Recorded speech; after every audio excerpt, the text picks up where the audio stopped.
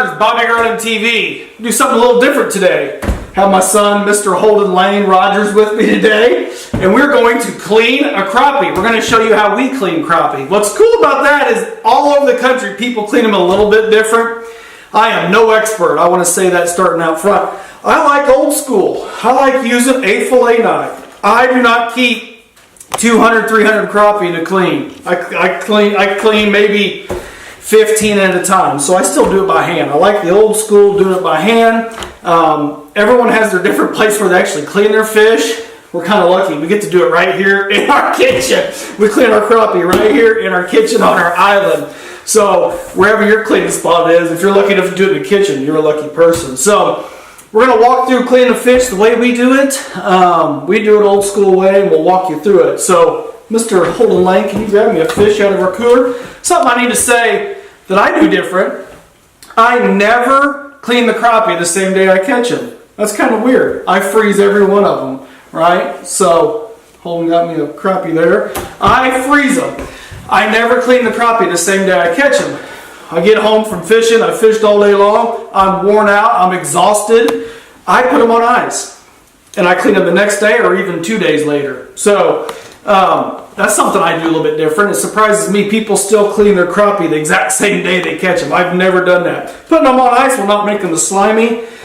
Easier to clean, I think. So I put them in an ice chest, put them on ice, and clean them the next day when I'm not so exhausted or whenever I have time. So again, I do old school. I hold their mouth, I come underneath their fin, and I just come down until I hit that rib cage, right? I come down. And again, I am not an expert. There are people that are a lot better at this than me. Good thing is I've never found somebody who didn't like eating crappie, right? So there's some guys that can do this extremely fast. You can tell it's March here, and these crappie have got eggs in them. I always leave the skin on. That way I have a place to come down and get that fillet off. Nice, sharp knife. Gosh dang, that thing's sharp. Hold my hand with that. Is that awesome or what? Yeah.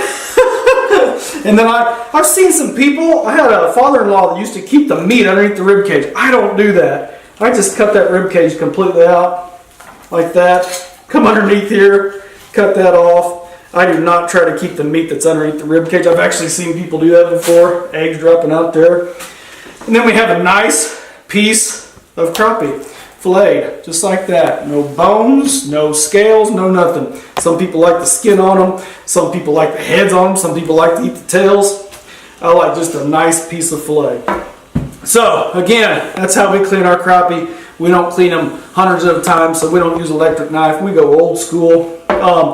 What's more important than what we just did here or how I filleted my fish, I know people are going to critique this all to get out, is that Holden sat here and watched us clean this fish, right?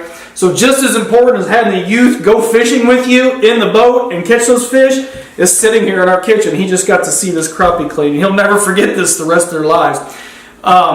We're in generation right now. It's automatic, right? Everything's automatic today. So make sure the youth, your kids, your nephews, your nieces, your grandchildren actually sit and watch you clean the crappie. That's something they'll never forget. I remember it from my youth. It was commonplace back when I was a kid. Nowadays, it may not be as common as it used to be when we were kids. So make sure the youth get involved, and when they get old enough, they can fillet the fish themselves. So there you go. Thank you, guys.